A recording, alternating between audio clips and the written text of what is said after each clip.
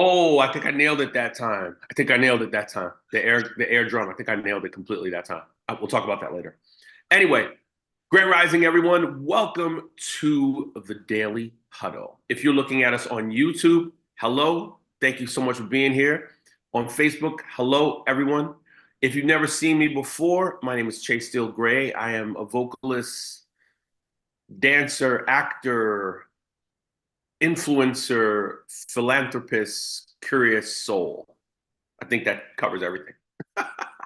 um, I've been hosting the Daily Huddle, I think, for almost 2 years now. It's an incredible time. So if you're here for the first time, whoever invited you must love you and respect you because we make magic here and we speak about things that I think affect everyone. That's why I'm so excited to be here. Today, I have a gentleman with me who I've known him since 1989, I believe, 1989, 1990. Him and I went to the Berklee School of Music, Berklee College of Music in Boston. And I'm going to tell you a little bit about him. If you've not read this, I like what you put too. It's just straight and to the point. He says the band and I just got back from the second leg of our UK tour in support of my debut album, The Game, which was produced by Ben Rice at DeGraw Sound, notable for his work with Joan Osborne, Valerie June, and Nora Jones. Before forming my band, I performed or recorded with renowned artists such as Sting, Lauryn Hill, Wyclef, Bruce Katz, Sean Chambers, Ruth Brown, Benny Golson, and co-wrote the album On My Way with Katie Henry. That was on the Billboard Top 10 twice and made it to the Blues Rock Review's list of the top 20 albums of 2022. Once again, his debut album, The Game, came out in March of this year. Please welcome to the Daily Huddle, Antar Goodwin. My brother. You know, it's funny when you speak to people that are in the business with you and you read off their accolades. I know this is just a small portion of your accolades. And when I just said what I said, that you've recorded or performed with renowned artists, and it started with Sting, one of my hugest influences in life. Right. That threw me off a little bit. I don't think I knew that. So we're going to talk about that in a second. But, you know, as I was talking to you, and you and I have had so many rich conversations over the years, this title, Life Music and Authentic Friendships for Better Wellness, you know, I'm going to give you a shot at this and I'm going to begin. But I just want to tell you what I felt when I first met you. You know, I came to Boston. I had never been to Boston before, ever. I got accepted to one of the most highly coveted schools in the world in a heartbeat. I still don't know how it happened. I literally put the application in, sent some stuff, and in a month they said, "Hey, come on, we'll give you 40% scholarship." I was like, "Wow!" And that was it. So I remember walking into my dorms, and I remember seeing you at some point in that first week. And it was just one of those things where sometimes you just feel your tribe instantly. I don't know how to describe it. There's no blockage or ego or crap. Just, hey, what's up? Hey, what's up, man? How you doing? And it's just easy. And that's what I felt when I met you. And I remember as a couple weeks went on, I was having an issue because my girlfriend showed up that I told her not to come to Boston. I'm starting my thing. I just need some time. And she showed up. And I remember talking to you about that. And again, smooth, easy. And we were friends ever since then. There was no issues. There was nothing. And I wonder from your perspective how this began for you. What happened from your perspective? I remember meeting you again in that first week. And I remember seeing you in the practice rooms. Ah, And you right. were playing drums the first time I saw you play a musical instrument. You were playing Which drums. is so strange, right? Because I'm not a drummer, but I Right. understand that. Yeah. And I remember that, and I remember thinking, oh, that's so interesting. And then when I found out you were a vocal major, I was like, how interesting that my first musical experience with you was with you playing drums in the Yeah. practice rooms. Yeah. And it was, you know, And I remember thinking, oh, he's got a nice pocket. That's what I remember thinking. It's weird, right? That So that's weird. my first musical memory of you, actually. Hmm. Yeah, Interesting. Very, very interesting. yeah. See that to me when I go back, that it's so obtuse in a way, but I'm like, oh yeah, I was fooling around the drums, yeah, because I have such a connection to many instruments. Yes. But truly, truly, the reason why I brought you on here is because I don't think that we celebrate these rich friendships. Hmm. And I've been to look 4 funerals in the last 2 months. One Hmm. of my family member and three of other people. I can honestly say that I told those people who what I felt about them before they passed. I can honestly say that. Hmm. However, when we miss that, we feel it. It hits us when we don't feel like we really connected with people and told them how we really feel about them. And also to switch over to music, I think, did we reconnect because we were on a gig together with a company? Is that what happened? I walked in and I was like, Yeah. oh my God, Antar, what's up? It's actually, I remember the moment, and it's akin to seeing a musical artist for the first time but being completely shocked, right? Mm, Like not knowing you're gonna see this person. Like one of your knucklehead friends talks you into going to some show, yeah, and the opening band turns out to be a band that 18 months later is dominating the world, and you get to see them in this little club somewhere, and you have this amazing experience. That's what it was like. It's like I'm minding my own business, going to some wedding function, whatever it right, is, right, right. and you walk in and the shock of seeing you was like that. And then being able to make music with you like that after like On the having not spot. seen you. Right. I just remember it being like, oh yeah, this is what it's all about. Like in those weird moments, it's like, yeah, like the money is important because bills need to be paid. Right. But the richest moments of my musical life come from moments like that. Right. Like bumping into friends on a gig who we reconnect and then all of a sudden we're in each other's lives. And we start seeing each other all over the Start place. seeing each other all over the place. You And have 150 common friends with me on right, Facebook. You're like, exactly. what? And that kind of thing to me, it reminds me of old school New York. You know, Hmm. I don't know that New York is like that anymore. Maybe it is. I'm not there. Yeah. So I don't know, but I remember being able to go to ultrasound and bump into a bunch of people in a rehearsal Ultrasound. Wow. hall. Oh, you remember, like you go in and you bump into a bunch of people. So and so invites you to a gig. You go to the gig. Then all of a sudden they invite you to sit in. You get another gig from that, and you could Right. just live your life, and through the social networking of just living your life, going to rehearsal, going to sound checks, going to gigs. You would just Correct. meet people, and it would create this upward cyclone that would propel you forward. Right. I remember that being a thing where genuine friendships were formed Right. out of business relationships. And really amazing business relationships were formed out of really amazing friendships. You know? It's an interesting thing in music. It's very interesting. And if I'm not mistaken, correct me if I'm wrong. After knowing each other all those years, right, and not being in contact, I say I knew you all those years because I don't think our connection ever broke up. Was that the first time you ever heard me sing? That's the thing I think is so crazy because I don't remember being in anything in Berkeley with you where I was actually performing with you. That's what's so funny to me. I'm like, we're performing together for the first time. Like, I want to say yes. I feel like I have some vague memory of some I don't know. It's just crazy. performing But it somewhere. was so good. But We were mature musicians when we yeah, did that, when we are in that moment. absolutely, So it just kind of absolutely. like Yeah, went to another level. yeah. I It, mean, it was really nice. I just think it's crazy. But here's the thing, and this is something that I want to ask you on a deeper level. Um, again, the title of this is Life, Music, and Authentic Friendships.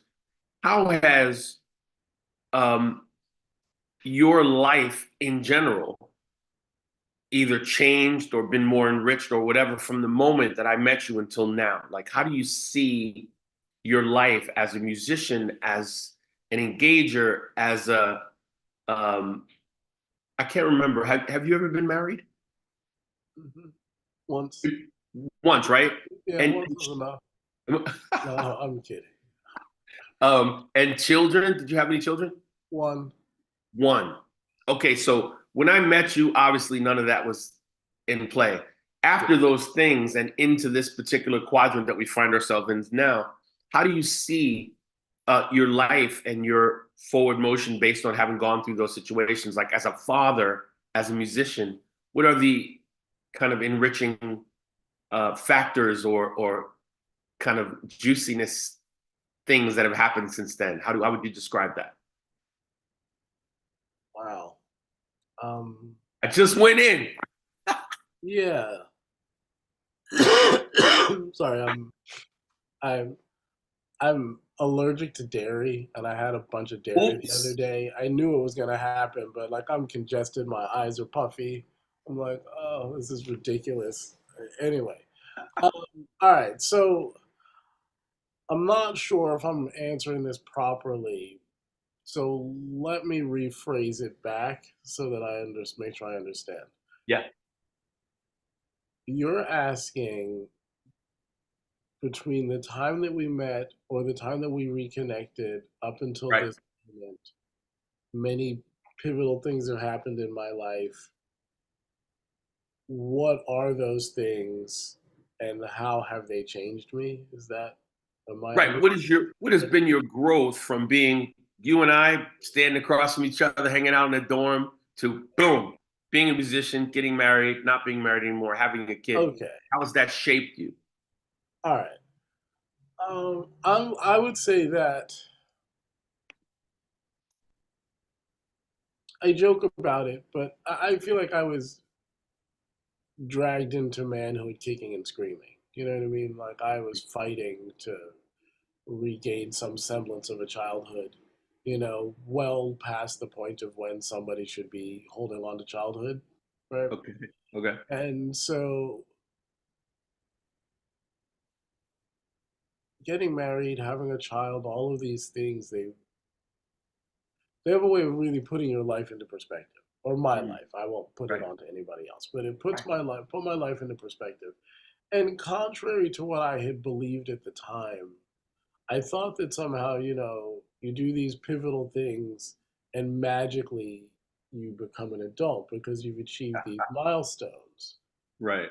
And I realized fundamentally that the milestones can be achieved without growing up, Mm, right? Like just because you're married and have a child and own a home and do all kinds of things, it doesn't actually make you an adult.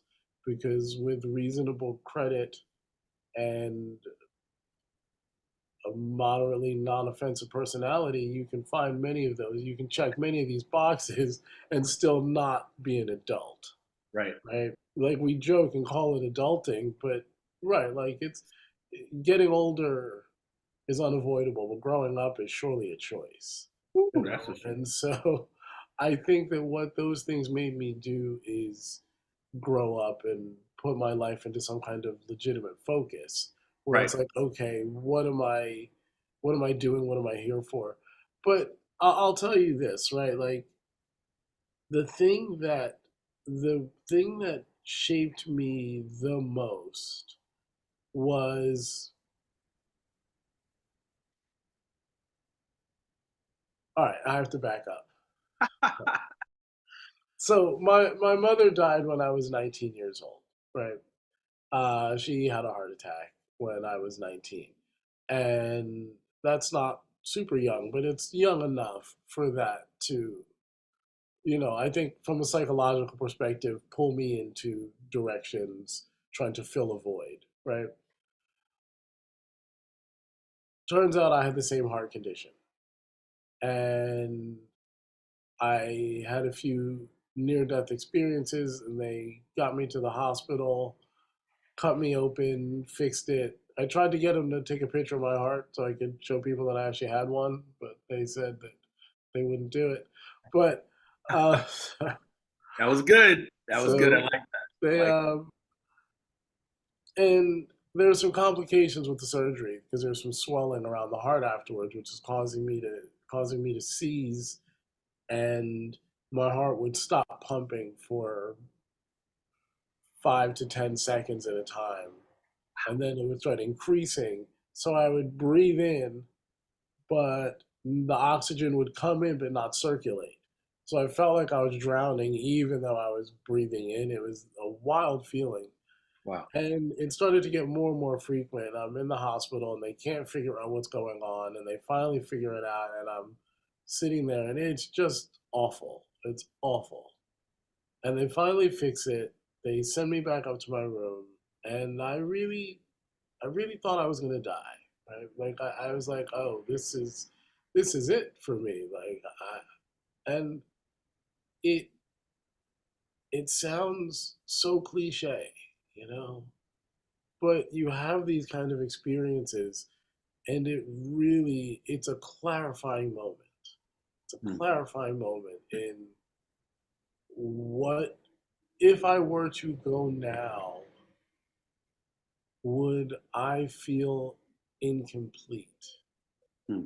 You know, and maybe there's no such thing as incomplete, right? Like maybe when you Maybe. go, and it just is what it is, and it's not a race, it's not a game to win or lose. It's just a life to live, right? So there is no winning or losing. You just live your life, right?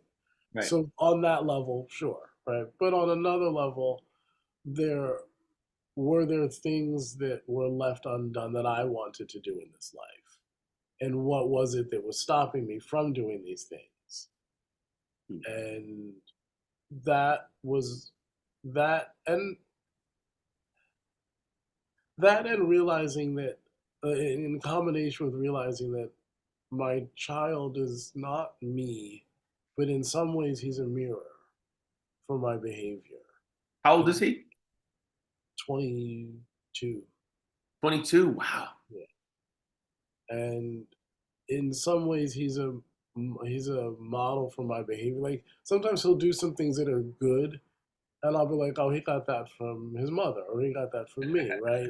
Like you can see where some of the things show up. But then some of the things that will irritate me about him, I'll go, oh, he got that from me. Like I do that.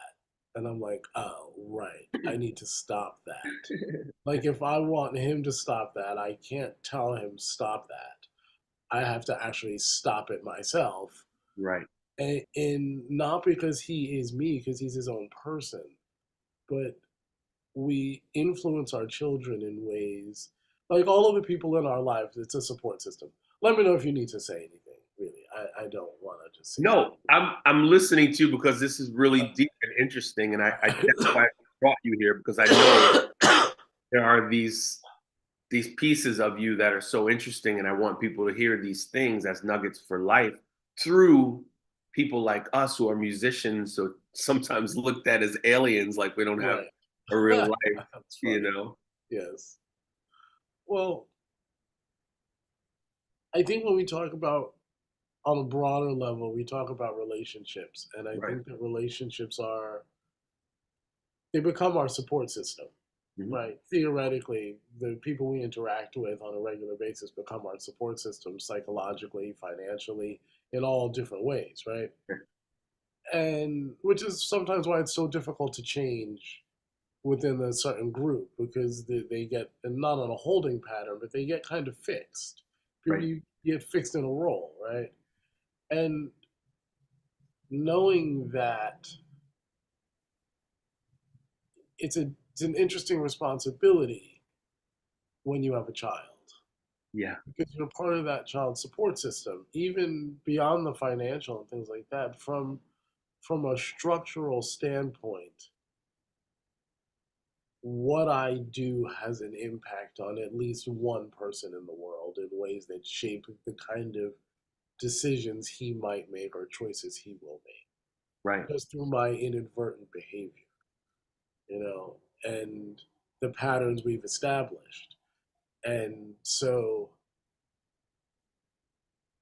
having to be really careful with that relationship, like understanding that that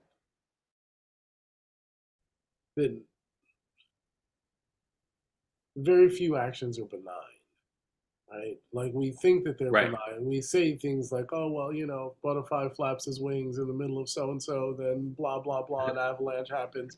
Like we say all the cute little things that sound cool at like a cocktail party. Do people even still have cocktail parties? But like other than at Yes, weddings, they do. right? I get hired for them. But I mean, beyond like weddings and stuff. Man, next time you get invited to a cocktail party, let me know. I want to go. I'm gonna let you know. I'm gonna let you know. But you know, but like we say those kinds of cute little meme slogans, but I think the reality is that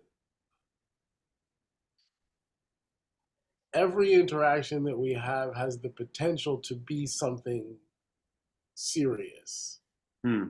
Yes. right? Like, you know, I'm taking an Uber the other day, and I'm asking the woman, I'm like, is it scary to be an Uber driver? Like, do you find yourself in interesting situations that are scary? And she said, yeah, but you know what's not scared? My bills. And I started cracking up.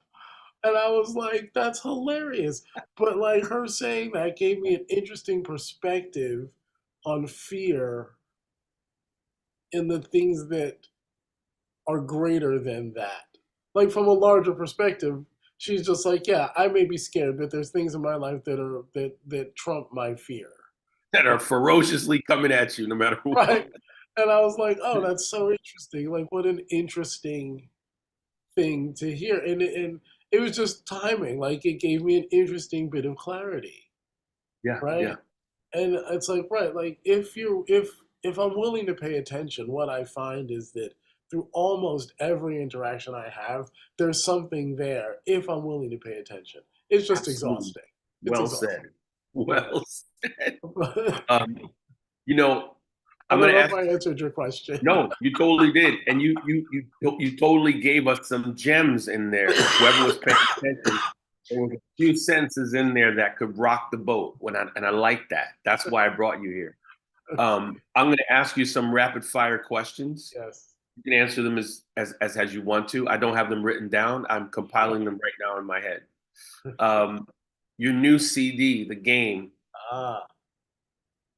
Um, tell us what track sticks out in your head right away from the game. Oh. I'm not going to ask you your favorite. Just tell me the one that sticks out Um. right away. It's tricky. Probably Shotgun. I don't know why. It's Shotgun or Justified. Either Shotgun or Justified would Writing be. that down because I want to go right to it. I Yeah. heard your CD a little while ago, and then I didn't complete it. I'm going to complete it today, Okay. and I'm going to support you with that. Well, thank you. I appreciate that. Tell us what you did with Sting. It's silly. Somehow I don't think that's going to be a silly answer, but go ahead. It's silly.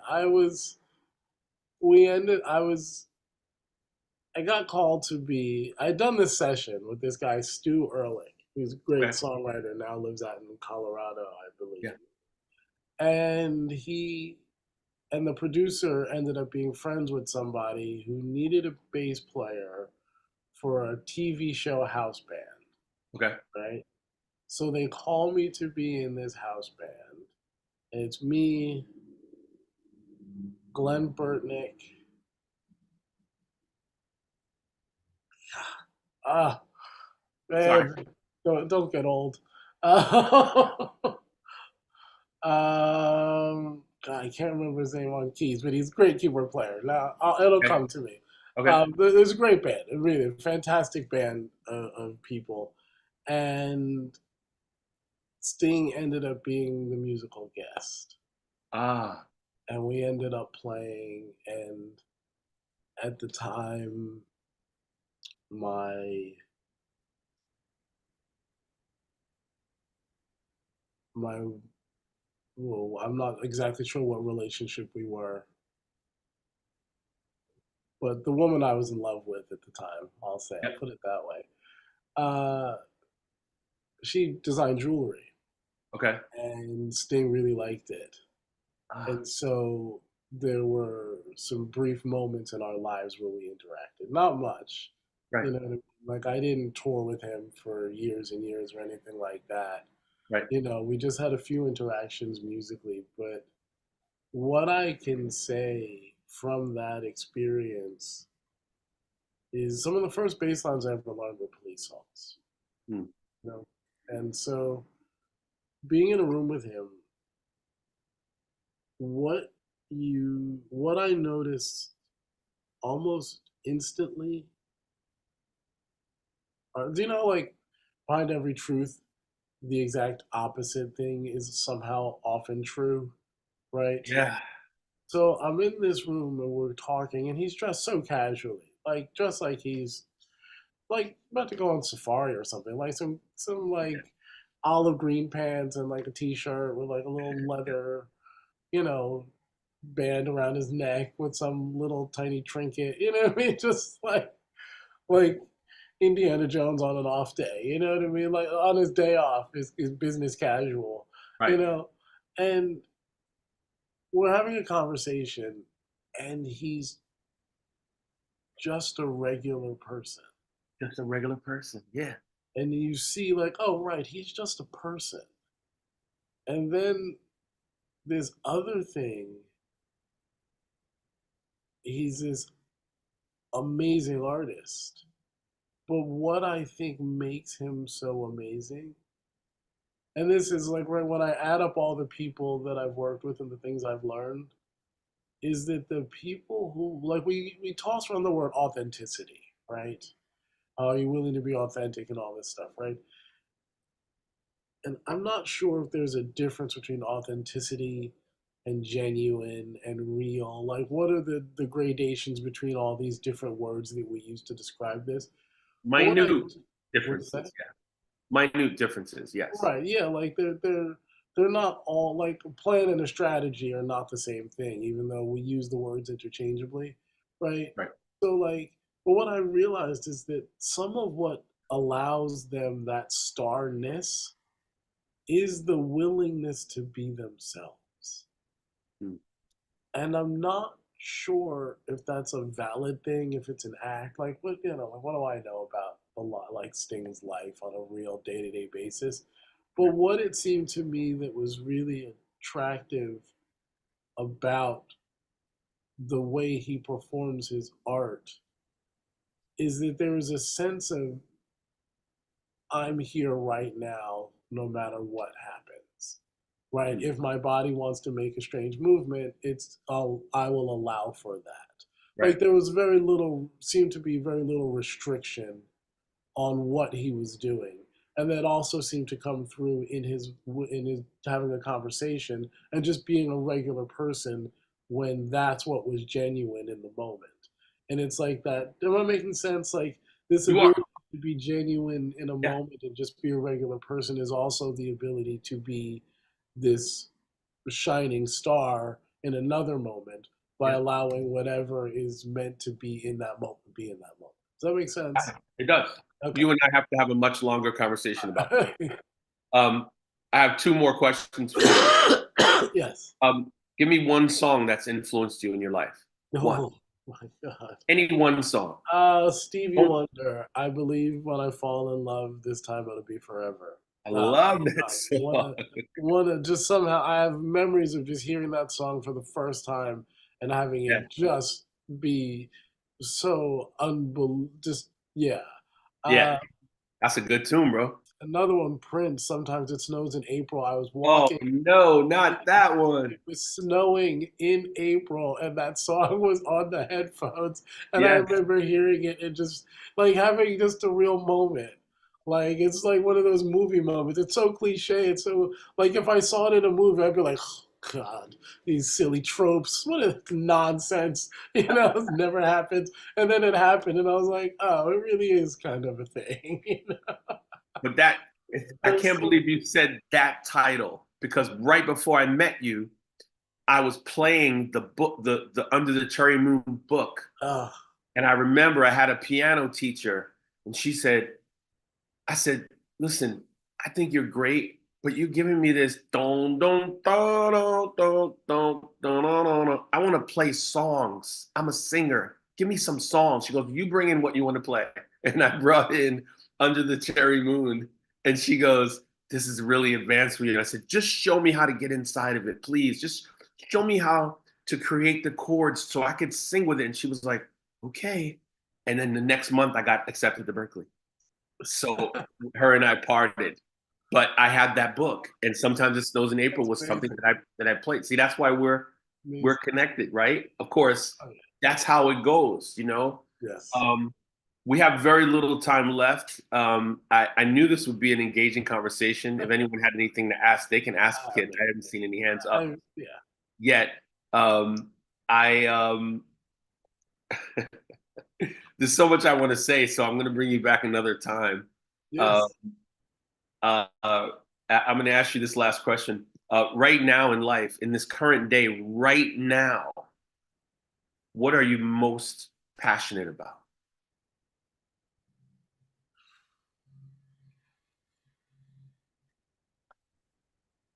I mean, all the things are woven into each other. Okay. You know, I think I'm